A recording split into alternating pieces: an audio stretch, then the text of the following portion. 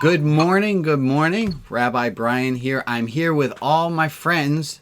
Well, a whole bunch of them. Hey, friends, wave and say hi to all the people out there in Facebook land. Everybody. People out there. And let me say hi to Sarah and Kip, who just joined us, and Joan and whoever else I haven't said hello to by name. I'm so glad that you guys are all here. We have some more people still joining. This is the Saturday service. It is one rabbi's understanding or attempt at understanding what a prayer service could look like. And I want to start with a quote that, here it is. It's a quote from Dogen, who's a great Buddhist, and he said this, and it hits me really hard. He said, if you are unable to find the truth right where you are, where else do you expect to find it? Mm-hmm. Put a question mark there. He said, if you're unable to find the truth right where you are, where else do you expect to find it? And I put There's no place like home. Oh, there's Betsy. Betsy, I was just talking about you, and I was saying how thankful I was that last week you played your piano for us, and it was just spontaneous. And it was delightful. I mean, had we planned it, I don't think it even would have gone as well. It was lovely. It was just lovely to have you do that. And thank you for jumping up and helping us with that. And I think we could actually link that to the quote I just put up. So the quote that's up, and I want to thank Alex, as always, for handling technology and sending things on chat. And I want to thank Joe. Where's my friend Joe? There's Joe. For being in the chat and making sure that if there's a question that you have that you put in the chat that you need to get up, Joe sends it to me. I can't watch the chat and run a service at the same time. And thank you to Lee, who takes notes and keeps track of what we're talking about at different times. And that all winds up on the YouTube video afterwards for anyone who wants to search or look for anything that we talked about. It's all cataloged. Thank you to Lee. So the quote that I have for us right now is this. It's from Dogen, who says, if you're unable to find the truth right where you are, where else do you expect to find it? And there's a quote that's popular in Judaism. It's in the Bible, but that doesn't mean just because it's in the Bible that it's one of the ones people reference. But this one's a really big quote that it says, Lo b'shamayim hi, which is where God tells Moses, and you got to think of the irony of this one, is Moses just goes up to the top of Mount Sinai. And God says to Moses to go back down and to tell the people that the true commandments of God are not up in the sky that you would have to send someone to get them, nor are they across the sea that you would have to send someone across the sea to get them. And I think that's a reference to the Epic of Gilgamesh, where Anutu, I might be getting the name completely off there, has to go to the bottom of the sea to find the commandments of God. And I love that in the Hebrew Bible it says that the true commandments of God are not in heaven, that you should have to send someone to get them. Of course, it's ironic that we just sent Moses up to get the commandments to tell us that we don't need it, but I think that's kind of cool. And I think that's related to this quote. If you're unable to find the truth right where you are, where else do you expect to find it? That's kind of why this service has. It's one of my thoughts as to why this service doesn't have a strict liturgy, and that we're not looking in one particular path and one particular, is because the truth is right here. The truth is right in front of us at all times. It just takes a little bit of our adjusting our vision to see it. I don't have the answers. I think y'all know that by now. I might have some good quotes. I might be able to help some people to see some things, but I don't have. You have the answers for yourself. And if I look well enough, I can find that I have the answers for myself. And that also means, Rob, you have the answers for you. Of course. Of course. Anyone else want to give an amen or a course on that one? Well, I just saw can I say something? Yeah, go, Michael. I just watched the movie, The Life of Pi again. You remember that movie? It's a great movie. So I just revisited it, and it's really a profound lesson on faith and God and belief. And the moral of the story is that there are certain facts that are undisputable, but the narratives beyond that become a choice of which narrative you choose that makes your life more bearable and fulfilling and possible to go forward. Right. And that connects to, it's the same with God. Is what you decide, what narrative of existence and I would add to, to it, Michael, a little bit of a razor to it, that if it shackles and limits, be suspicious. Yeah. Okay. Well, more than that, in the movie, if it's just to knock you on your feet and not want to exist anymore. Yeah. So it's a real interesting film to visit. And the book is beautiful as well. If you haven't read our official movie and book recommendation for this week is called The Life of Pi. It is a beautiful book all about faith, but it never talks about faith. Is it a Netflix or is it a book? It is a book, and then they made it into a movie also. Made a very fine movie. It's a very fun. Michael, is it on Netflix? It's going to be showing up in the chat soon, because I know one of you lovely people has probably already found the answer to that question. Yeah, it's easy to find. And we'll do that. 3.1215. You're close, Rob. It's all good. I have a student who every March 14th makes sure to call me and tell me Happy Pi Day.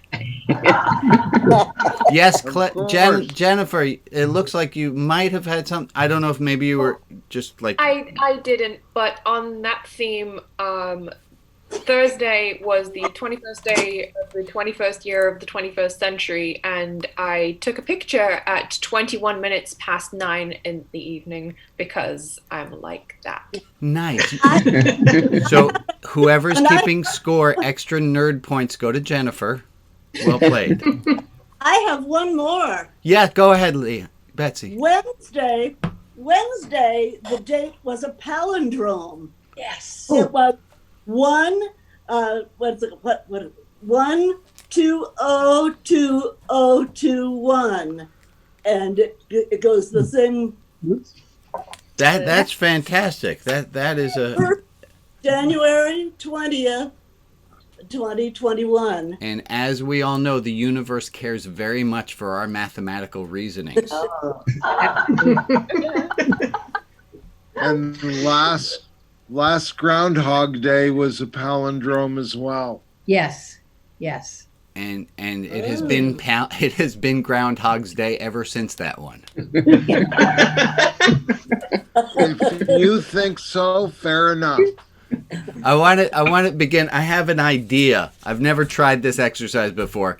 But here's how it goes. We're going to do a gratitude exercise. And the gratitude exercise goes like this. It's going to go big, small, big, small, big, small. I think you might be seeing a pattern here. Big, small. And I want to ask people to think of something for which they are grateful. And I'll call on someone, because I think it might be a little cacophonous otherwise. I'll call on someone, and I want that person to start with a big thing they're grateful for. And then I want to go to something that's really, really small. And then we're going to go back to someone, and their job is to call us a big one. And we're going to go small and big and small, and we're going to keep going back and forth.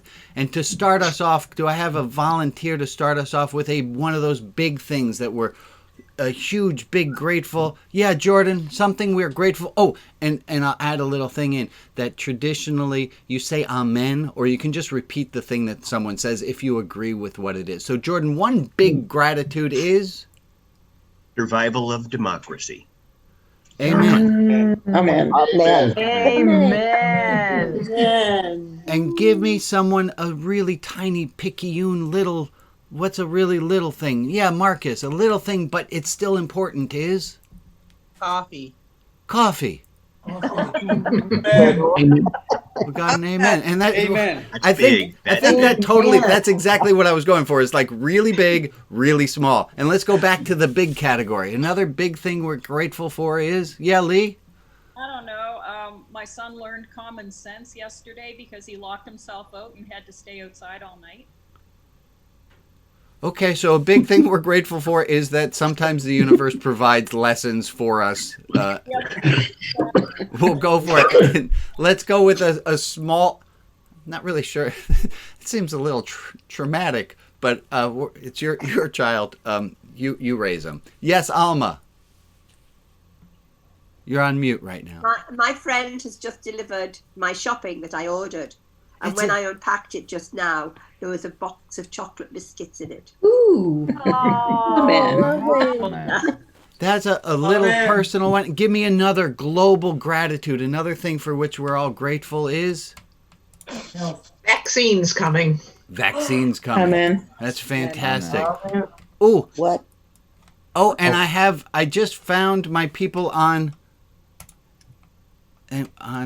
Facebook. So Lori Turner's minister up in Canada says God is inside us, so the answers are right. Oh, we're still on the delay. That was from the quote we did already. I apologize.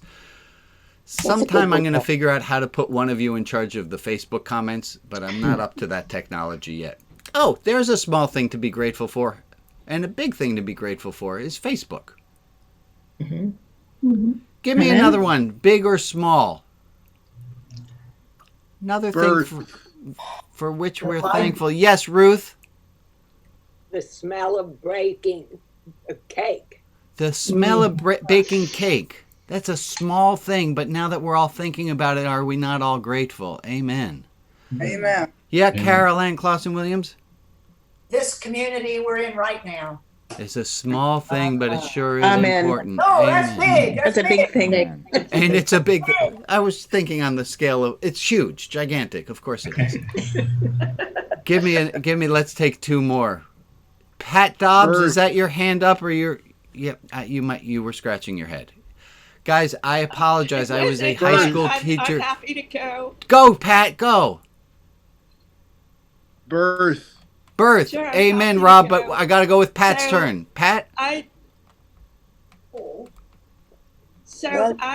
this is a personal big thing, that I just sold my house in New Jersey and moved to Maine, and the whole thing was a big deal in all different respects. Grateful that it's done. Amen. Grateful that it happened, that it's done. We all have gratitude as a small one, and there were a few other hands I saw, and then my screen moved around on me. So whoever else had what they wanted to be grateful for and to tell us. Yeah, Ricky, that was your hand. Go ahead. To be accepted as I am. Oh, amen. And Ricky gets bonus points because he's transitioning us beautifully to the Brené Brown quote Yeah, so this was a quote that I thought was really... Uh-oh, hold on. I'm still here. Okay. Yep. Sorry. What that means is that Annie, my daughter, is logging on because sometimes we share a Zoom account and it just said you've been logged out, which got me confused because I thought I was still here and I saw all of you, and that message is... Okay, so let's look at this quote from Brené Brown. Fitting in is about assessing a situation and becoming who you need to be accepted. That's fitting in. Belonging, on the other hand, doesn't require us to change who we are. It requires us to be who we are. Fitting in is about assessing a situation and becoming who you need to be accepted. Belonging, on the other hand, doesn't require us to change who we are. It requires us to be who we are. What do we make of this quote? Let's see if we can parse it down. Fitting in, give me that in some other ways. Fitting in means what? Fitting in, let's redefine it. Fitting in is doing, Jeff? It's like taking a new job and working with new office mates. Yeah, and figuring out what's the culture of that new office, and do we have to dress up, or does everyone curse at this job, or how am I going to fit into the new workplace? Right. Yeah. And there's a certain amount of fitting in, I think, that we all have to do to be in this group, right? Mm-hmm. Yeah. We all have to learn the rules of how to take turns, even with 51 people all participating at the same time. We have to fit in. We have to play nice. And how about belonging? Belonging, on the other hand, doesn't require us to change who we are. It requires us to be who we are. That seems a little harder to understand. Joe, I saw your hand a moment ago. You want in or no? Well, so I was thinking about I always look on Fridays so I can think about the quote for coming for this morning. And I thought about that this group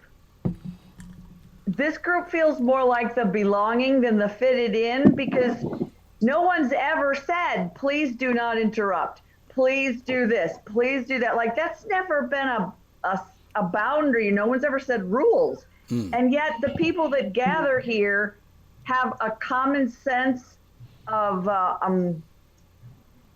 how to respect. Maybe there's a commonality of respect that here we don't have to say that, because the people that are drawn to the service are people with a heart that do that anyway.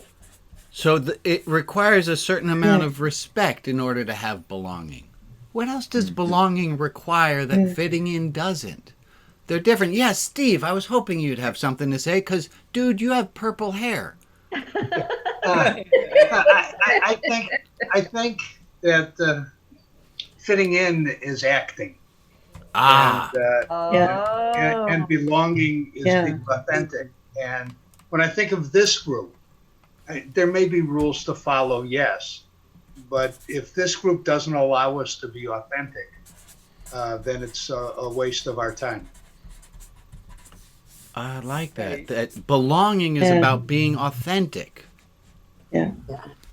Jennifer has her hand up. Yeah, Jennifer, and thank you, Bob, for telling me. Thank you. Yeah, I think one kind of follows the other sometimes. As somebody who's kind of lived in a few different cultural settings, you kind of, so I lived in Japan for a little while. That's kind of major culture shock. Yeah. And you kind of, when you go to a new setting where you're a complete fish out of water, you assess the situation in order to fit in, to not upset people, and to kind of acquire as many customs as you possibly can. And if it is a good, you kind of, it's external to you and you make a choice. But if it's a good fit for you as a person, the belonging starts to just happen. It becomes, belonging is like an automatic internal thing, and the belonging follows the fitting. Yeah, if that's it's what right for you, but if it's not, then it always just stays at the fitting in level, and you kind of have to make a decision as to whether you want to stay in that situation or not. I love it. And I have a few hands, but I want to get back to that part is, if anyone, can you do belonging without fitting in? But let's go to Marcus and Ruth, who did raise their hands, and then go ahead, Marcus. Belonging is being accepted even if you tell really bad dad jokes. Nobody tells you to change who you are. So you're looking at it from the outside, that people can let you fit in, and people can make you feel like you don't fit in, and people can make you feel like you don't belong. But like with here, you know, you guys we accept everyone in this community just as they are. There's no requirements or memberships or dress code or anything to be here. We all fit even if we're not perfect matches. You know, as opposed to going out in the world, like at school or at your job, you might not necessarily belong, or you have to hide parts of yourself, or you have to change parts of yourself or whatever to fit in that community. There's like a rigid set of requirements to fit somewhere. Okay, so here we need requirements, and belonging might not have requirements to it. Right? Okay, go ahead, Ruth. Yeah, go, Ruth. Having an interest in common. Pat and I belong to a group called the Hearing Loss Association of America, and we have friends all over the country who have a mutual interest in making life easier for people with hearing loss. Right. And you wrote a beautiful article I just read about telling people about hearing loss so that you can be heard. And I just am going to add this one in from our friend Lori Turner. She said, belonging is about feeling unconditional love from the group. And I'm still curious on the inside and outside. Yeah, Rita, and then Ricky. Sorry, Ricky, I missed you. Rita? Well, it makes me think of Martin Buber talking about the difference between image and essence. Okay, tell us a little more, because we all don't remember Martin Buber so well. Oh, you should remember Martin. Anyway, image is what is you have there for the world to look at. It's your external stuff. Like on TV. Yeah. It's all image. Sometimes it's interesting, but essence is who you are from within. Right. Okay, great. And Ricky, what do you got? Well, piggybacking on what Jennifer was saying about the rules between and belonging or whatever. Well, to fit in, you're gonna have to turn yourself into a yes man or a yes woman, because there are rules that you have to abide to, or else you get thrown out, or you get pointed at, or people will start hating you or whatever. While belonging, you know that there are rules in the place where you're in, but because you're accepted, and that's part of it. You abide to them because that's part of who you are, because you're accepted. I'm going to assume, and I'm sure somebody will help me clarify, that we all want more belonging. And that's a human need. There's a human need for belonging. Yes. And when we can't find belonging, we settle for fitting in. True. Yes. Yeah, Nikki. For me, I don't know if I'm not going as deep as everybody else, but fitting in and belonging come from within for me. Both of them. If I accept myself and I belong, then I don't need to fit in. So the fitting in doesn't. No, that's like, yeah. Yes. I said it right, but that's all. No, I think you got it. That if you find your real internal, your essence, your authentic self, that fuck it, I don't care if I fit in anymore, because I fit wherever I am. Yeah. Yeah, Rags. Go. I'm sorry. It's one thing is that fitting in can be about being invisible, trying to go down and match the pattern. Yeah. Whereas belonging is about being seen. In that way, they're opposite to each other. We can be both. See, you can. I get into certain extended family of mine, but I don't belong there. I fit in for short periods of time. Oh, right. That's an interesting one. So let's think about that with regard to family. Often there's a sense of fitting in, but there's not always a feeling of belonging. Could there also be belong? Yeah, we could also have people with a family where everyone feels like they belong, but it's like those guys are related? Real mixed bag. Yeah, I saw Carol, you had your hand up a moment ago, and then Harold. Someone has done an analysis of what led to all the political unrest in our country, and what they said was a tremendous hunger to belong.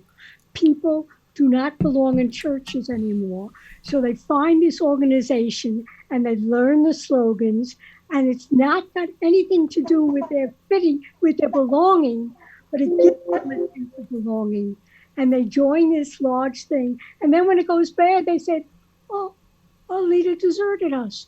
What was I doing?" I went to a few years ago to Proud Boy and Patriot Prayer Group rallies here, and it had that definite sense to me, both sides, the left and the right, that it was like a club. And this group wears all black and masks, and this group wears motorcycle gear, and nobody was authentic. Nobody was themselves. They were gangs. And that gives me a little hope because I would hate to think they were authentically Nazis. They were just playing the role. That gives,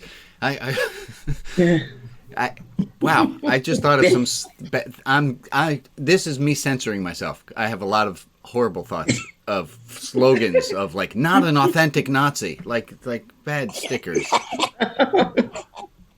I saw there was another hand that I hadn't seen. Yeah, Ray. And then, Harold, I apologize. Harold, I'd asked for you, and then let's go to Ray. Okay, go ahead, Harold. Okay, going back to your last Wednesday episode, let's say that you decided that you were going to join AA because of it. Uh-huh. Would you go to AA because you wanted to change, which would be to fit into a set of rules, so that you could come out of it and belong to something? Because a lot of folks that go to AA go in for a period of time until they feel comfortable, and then they go out to try to belong back to, say, family or so people will feel like that you're not fitting in because and well, if you it's interesting. If you go to AA, you have to fit in. You got to play by those rules. But I also do know that in a lot of 12 step there is a deep sense of belonging. That this is my tribe. This is my people. These are people who know who feel what I feel. There's a real just being who I am. I think that might even be part of the first step of admitting this is who I am. Yes. Where I am. Sarah, Sarah, you look like an epiphany is hitting on you there. Sorry? Oh, wait, no, Ray, and then Sarah. I'm doing this all in the wrong order. Well, Ray? We're all talking about sort of trying to fit in, and we all do that because we all want to be accepted and be part of whatever. But it's damn near impossible, no matter how you try to shoehorn yourself in, to use an old expression. If the people around you aren't willing to give a little bit so that you do fit in, if their rules and the way they do things are so set that you either have to, change. What's the old saying? Yeah. Do it my way or the highway kind of thing. And so that's another problem. I'm going to go to Sarah, but I have another question, which is if you had a choice and you can put your foot either on the boat or on a dock, right? And you can't put your foot on one foot on a boat, 1 foot on a dock. You're going to wind up in the water either which way or hitting your head on something. Are you going to go more towards fitting in, or are you going to put more of your weight on belonging?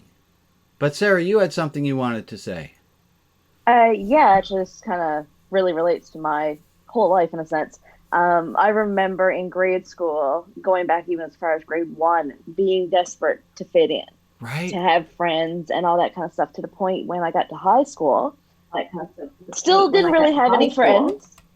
And I realized I didn't have a clue who I was. I didn't know what my likes were, what my interests were, because so much stuff I would hide because I didn't want to be cast out because of it. Right, and so really that's a lot school, of being a kid, is fitting in, and then learning who you actually are, and then finding your tribe. Yeah, so in high school I started to embrace who I was more and figure that stuff out. So by the time I got to college, I found a group of people who 15 years later I'm still friends with and very much belong with. Yeah. There's something just attractive about people who are authentically themselves. Yes. There's something there's a magnetic pull towards people who belong to themselves, who are who they are, who say, I'm going to dye my hair purple anyhow. I don't care. Yeah. Okay. Hey, Rabbi. Yes, Al. This reminds me of one of your spiritual principles, that questions are greater than answers. Help me out with that. Okay, so like to me, being in the answer is in being in the rules. Like, you do belong or you don't belong. That's about fitting in. But as long as I can stay in the question, like, We're negotiating whether I belong or not. We're open to me maybe belonging. Then you can still be in that belonging space. That if you're not right to fit in, there are rules, and you have to fit those rules. Those are the statements you're talking about. Right. But of going, I'm not really sure if that's who I am, is leading me back down this way. Yeah. I love that. And I'm gonna go, Bob. I'll go to you, but then I gotta transition. That if I don't pick up on this transition, I will have missed an opportunity. So, Bob, give us your last thoughts on this one. First of all, Carol Ann has had her hand up. Oh, Carol Ann. Let's go to Carol Ann first, and then we'll go to Bob. Thank you, Bob. Carol Ann? I wrote down here that I need to belong somewhere, because if I'm not in a group where I feel like I belong, I die. Right. You know, I need other people to see me and to respond to me authentically, or I don't. You know how that, no man is an island thing? Uh-huh. We don't do well when we're isolated and alone. Right. And what a horrible thing that I almost didn't even call on you and make you feel even less like you're a part of a group. It goes back to last week when we were talking about recognize that the first step in love is to see other people. Right. And how could they feel like they fit in? It is also really important that we fit in. How else could you feel if you fit in if you're not called on when you raise your hand? Yeah, Bob, did you have something else to say, or are you just helping us with Carol Ann? Well, I do have something. Do it. I guess my question is it a one or the other? No. Can the person fit in and belong at the same time? Yes. I think it's a yes on that. I think so. Can we get a few head nods? Some of you? Yeah. Yes. I think we do a lot of fitting in to try and find where we belong. Ooh, it's like we try on different shoes until we find the right pair. Yeah. Ooh, I'm going to go with that analogy. Pat, and then Marcus, and then maybe we'll get to where I want to go. Who cares? Yeah, Pat Dobbs, go for it. Okay. So, again, this is a personal and specific. Like Ruth says, Ruth and I are friends through hearing loss. So this is a hearing loss example. So fitting in would be bluffing if you pretend to hear when you don't hear. Bluffing. Fitting in is about pretend you hear rather than saying, I'm sorry, I have a hearing loss, I haven't understood what you said. So if you do that, you're like, you don't really know what the person has said, but you put on a very pleasant smile, pretending that you do. And belonging is when you have the confidence or whatever it is to say, oh, I'm so sorry, I haven't heard what you said. I have a hearing loss. Can you have to ask them to do specific things for you, like talk louder or more clearly. So you're asking a favor so that you can understand them. And you don't have the confidence to do that unless you feel like you belong. So it's actually a confidence and belonging issue. Thank you, Pat. And I so think specific. I lost my thought. Marcus, go ahead. I think another part of belonging is like creating space where others feel like they belong as well. It's not just interesting. to myself. Me too. Say that last piece again. Creating space and where others feel like they belong too. It's not all about me feeling like I belong, but also making space so others feel like they belong as well. Like it's that island of misfit toys. So I don't think anyone really feels. Go ahead. Someone was going there. No, I don't think any of us really feel like we fit in unless we are authentically ourselves, which means not fitting in. Kind of goes like that. Okay, now I'm going to use this as my transition. Ready? You see this? Here we go. Hold on. We're going to try an exercise because I'm going to tie this together. In order to fit in, we have to be vulnerable. No, wrong way. In order to belong, we have to be vulnerable. Yeah. We have to be willing to not look like everyone, not do like everyone, and to just be ourselves. So transition, the transition's mainly going to be with the circle. And let me show you how this is going to go. Oh, look at that.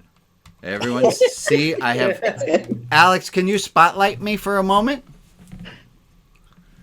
All right, folks, here it is. Ooh, I got confused. Hold on.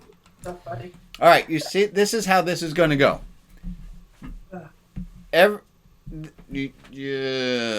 There. I'm going to ask you, I'm going to do it first. I'm going to take my one hand and make circles going this way. Okay. I'm going to take my other hand. Hold on. It's hard to do on the screen. There we go. It's going to go. Dang it. I practiced this before a little bit, and I obviously. You're going. There we go. I'm going to ask you. I apologize. I can't get it to line up exactly right. You see that? One hand's going clockwise while the other hand's going counterclockwise. Okay. Now that's hella hard. Okay, unspotlight me for. Here we go. I'm going to ask everyone to do this. Now, look, this is not easy, and this is the point of it. And don't stop. Don't do it yet. Don't do it yet. Because I want to give you I want to make a map so you know why we're doing it, so that when you get frustrated, which you are going to do, you understand that this is part of the game. The whole point of this is to see what happens when you can't do that very thing that you want to do. I don't know, like saying fuck it and dyeing your hair purple and belonging anyhow. So here's how the game goes. You're going to have your two hands. Let's start with them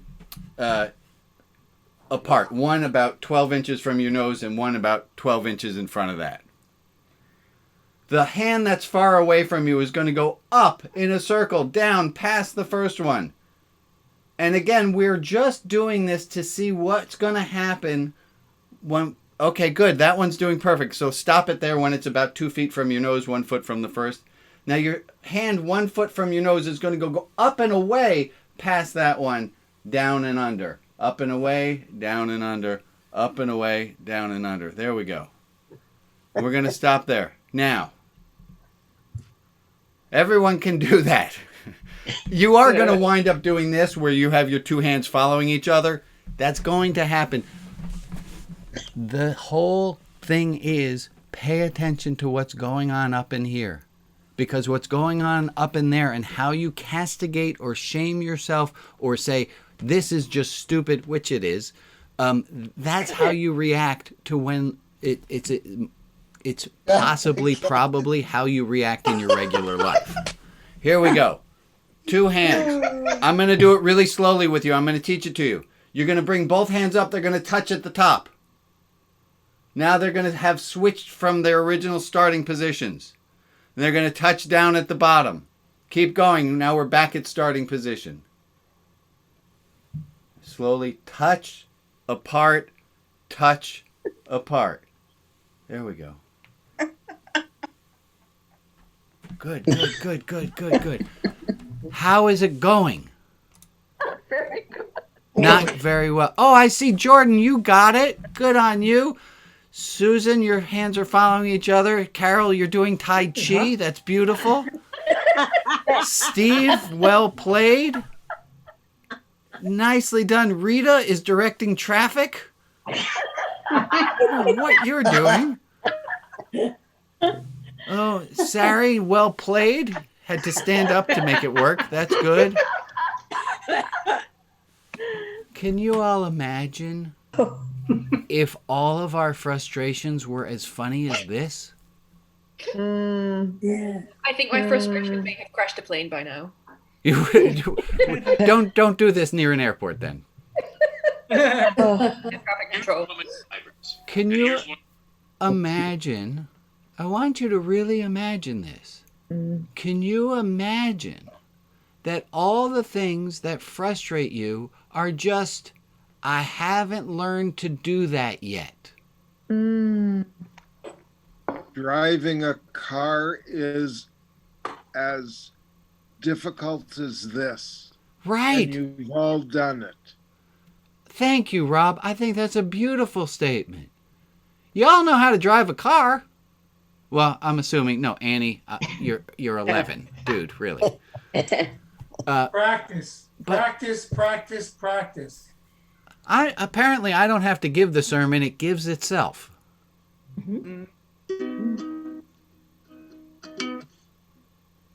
Anything that there's a quote by Shanti Deva, and Shanti Deva said this: there is nothing that does not get lighter through habit and familiarity. I'm going to say that again. Shanti Deva, 8th century Indian monk, just so you know, nothing has changed in human events in 1,000+ years. There is nothing that does not grow lighter through habit and familiarity. It's a double negative, which makes it a little weird, but there's nothing that does not grow lighter through habit and familiarity. The more you do something, the more you're familiar with it, the lighter it becomes. If you want to get good at this stupid exercise, there's one way to do it. Practice. If you want to be less content, more obnoxious, there's one way to do it. Practice. And y'all get the other side of it too. If you want to fit in, there's a way to do it. And if you want to belong, there's a way to do it. It's not going to come easily, but then again, driving didn't come easily too. But we really wanted to learn how to drive, so we learned it. And my challenge to all of us, to me included, is do we want a sense of belonging that much that we're willing to try it and not do it well until we find that we can? Oh, definitely. Yeah. Just be genuine while you're doing it. Right. Rob, perfect. Right? Is that if you find yourself frustrated at yourself, don't try to fit in and not be frustrated. You're frustrated. Be frustrated. There's a great line from Laugh-In. I can't remember who sang it, but she came out in a ball gown and there's a piano and she starts singing, "Just when you're down and out, lift up your head and shout, I'm really down and out."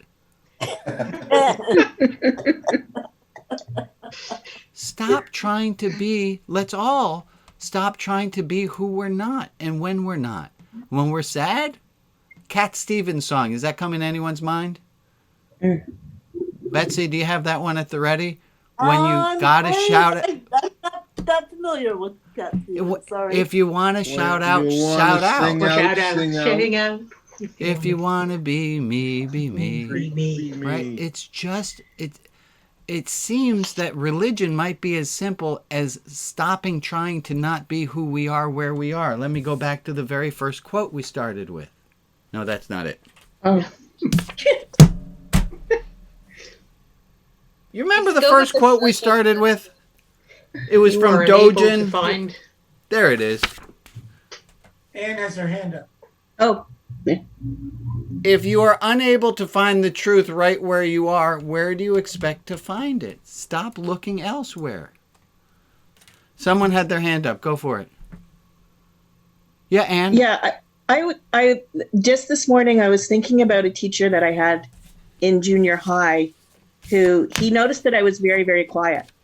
And one day he just said to me, "Birds sing because they want to, not because they have to."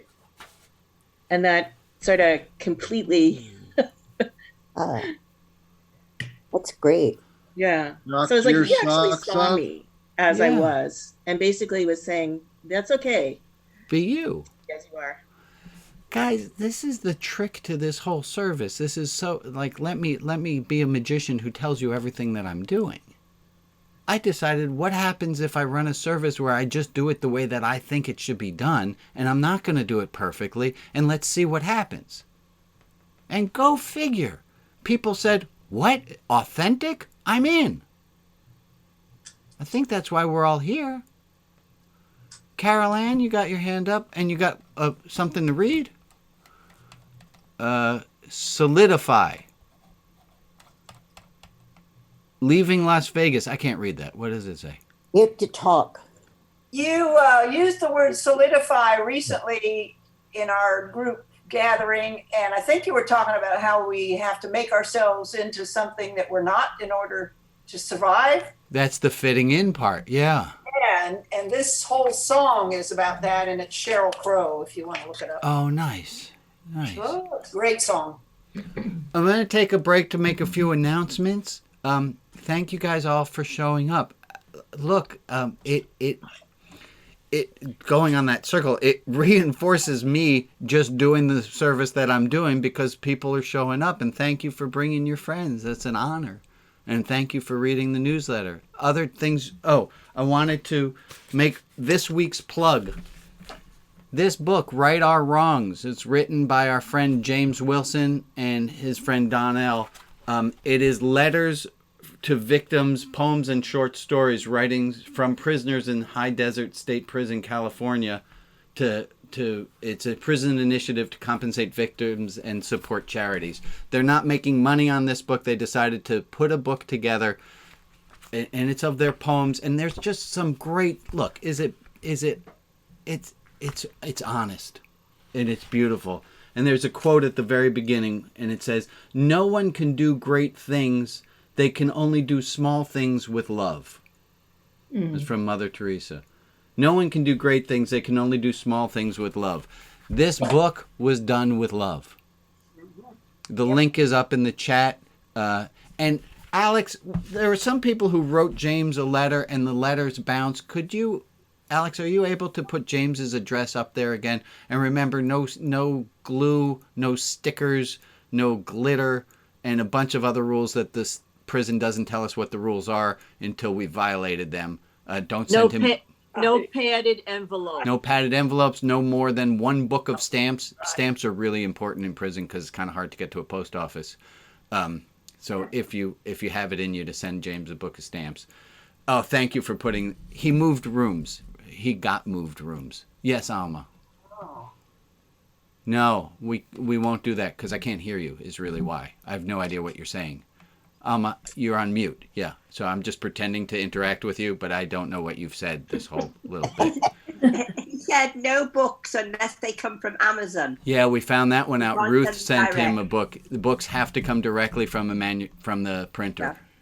And they should be paperback. Don't send hardcover books because the prison will rip the covers off. Yeah. And ruins the book. So it's better to send a paperback if you're going to send something. And also there's some limit to the number of books he's allowed to bring in per month. I don't know what that rule is, but we hit up against that one at some point as well. Other announcements. Next week, my dear friend Reverend Tony will be here. It's my off week. And also to let you know, should any of you want, Tony does offer doing spiritual direction. If you find yourself drawn to her and feel like she would be a good person to help you in your spiritual quest, you can always contact her afterwards and see about doing work with her. She's obviously, she has my full endorsement. I wouldn't leave this service to just anyone. Other announcements. Alex, am I missing anything on the announcements page? Yeah, we've got support. We've got meditation. Meditation. Hey, hi. Are you not good at sitting still? Is the idea of sitting for 5 minutes with your eyes closed terrifying? Hey, join me on Monday, 2 p.m. Pacific time, where we do a 5-minute introduction to non-guided meditation. And then every other day, Tuesday through Friday, there's a 20-minute sit, which is the most boring thing on Facebook, and I'm proud of that. And it's 20 minutes of sitting with me on Facebook Live, doing absolutely nothing, which I think is a really important thing to do. Other announcements. After this service, there's a virtual donut hour, and that's led by all y'all. And I love how y'all do that, and that's without me, and that's fantabulous. And I had another announcement. Oh, if you want to join, we do this kind of thing on Tuesday in a little, this sounds weird, less structured. I don't know if you can imagine, but it's less of a service and more interactive. So that's on Tuesday, 11 a.m. So 2 hours from around now on Tuesday. I'm really bad at time zones. I apologize for that. Follow the emails. Me too. And then ask Alex if you want to know about other days that people meet. But Tuesdays is a good place to start. Now I think I hit all my announcements. Did I miss anything? Marcus has got one. Marcus, thank you. Please unmute. Yeah. Sorry. So unfortunately, this is only good for people who are local in Portland, Hillsborough, surrounding areas. My insulin dose and type was changed. I have 13 boxes of unopened Levemir, also known as Detamir insulin. If you know of anyone who takes that kind of insulin, needs insulin, please get a hold of me through Alex or through Rabbi Brian. I would hate to see, it doesn't expire until the end of 2022. I would love to see it go to someone in need. Please let me know. That's lovely. Thank you, Marcus. Religion Outside the Box does not sponsor giving medication to other people, but it seems like a really important thing to do. So thank you for bringing that to our attention. Other community announcements? Other things people have? Pat? No? No, that was a yawn. I apologize. My eagle teacher eyes are just all... You know, when I was teaching in a classroom, I had to actually look around the classroom, and here I got all of you in one place, so it's very cool. Let me see. Oh, I want to end with this. And we'll get to that part. But I'd love to hear one or two tales of loving kindness. We already heard from Alma about somebody not only delivering food for her, but adding some chocolate biscuits to the bottom of that bag. And I would love to end our service. There's a lot of little tales of loving kindness. And the ones that especially move me are those moments where we were kind or loving and we don't even like the person, but we were kind anyway. So does anyone have either witnessing a loving kindness or one that you did yourself and you want to get a little, flex a little and brag about your loving kindness? Yeah, Joy. Oh, wait, before we get to the loving kindness, this seems like a really important place to add in some prayers. Rosalind, I hope you're all right with us giving a little prayers of extra support and love to you. Rosalind is the first person to be joining this service from in a hospital bed. So she just had a hip replacement, and thank you for the thumbs up, and we're glad you're here and wish you a speedy recovery and that all of that anesthesia gets out of your head swiftly. That stuff can be really hard. Ruth, Carol Ann, and then Annie. Ruth, what do you got? I was so impressed at the poet laureate that I made several copies. I sent one to James, and I'm giving them out to anybody who I think would enjoy them. Well, that's love and kindness. I love it. Carol Ann, what do you have, my friend? Can't hear you, Carol Ann. I'm composing a letter to the editor to sympathize or something with my Trumpite friends who didn't get their guy into office. And now that's loving. I'm going to run it by the Tuesday group before I put it in the paper. That's lovely of you, actually reaching out across the aisle. Annie Mayer, what kind of announcement or thing do you have to say?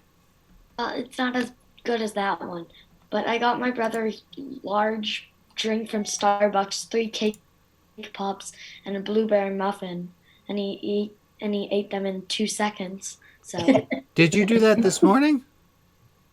Oh no, yesterday. Oh, I didn't even know that. Oh, that's fantastic. And talking of loving kindness, one of the people here in this group who spins yarn sent some yarn to my delightful little daughter Annie, and that was just a little little love and kindness, which is really, and some beautiful yarn. Oh my God. There was one little parcel of it for me, and I stole that quick. So, you might see a new hat on me, and it's yay. What kind of story was it? I think that was a pun, Rob, and I don't know what to do with that one. Joy has her hand up. Go ahead. Yeah, I'd have. Yes, I had a after Christmas surprise during the week when somebody that I never expected to send me a present did, and had a lovely letter with it about moving house as well. And it was so good to get it. It was something that you may not know them, but we have a place in England called Betty's. It's in Yorkshire area, in several cafes, and where they do the most beautiful things like cakes and coffee and tea. And I got this beautiful tin of coffee. Isn't that lovely? And a lovely pack of tea. Oh, that's and I wasn't expecting it at all. That's all beautiful, beautiful things. I did realize there was one thing I forgot to say, and I just put it in the chat. I started a petition on change.org asking people to sign, because apparently some federal agents here in Portland unhappy with Portlanders protesting still against the government and against the police department, declared people spray painting a riot. People were spray painting and they declared it a riot and unleashed an unholy amount of tear gas, which is known to be toxic and is illegal to use in warfare, but is apparently legal to use against citizens. So if you look in the chat, I put that up there. If you would please sign on to that and share it. It's kind of ugly. Any which way, I don't want to end on such a that kind of note, but that is how the world is. We have a little bit of this and a little bit of that, and if you do it just right, you can do both of them at the same time. That was a throwback to this thing, right? Okay, good. You all have homework. Your homework goes like this: practice kindness, practice love, practice belonging, and be kind to yourselves as you do it. Stick around for virtual donuts. Let's all give a wave. Say thank you all for showing up, for being here. Thank you, Rabbi Brian. Thank you. Rabbi. Thanks, everyone. Good to see you. Bye-bye. Thank you. Bye. Bye. Thanks, everybody. Bye, everybody. Love you all. Yeah. You too, Carol. Alex, you're in charge of the group, yes? Yeah. Yes. It's all you.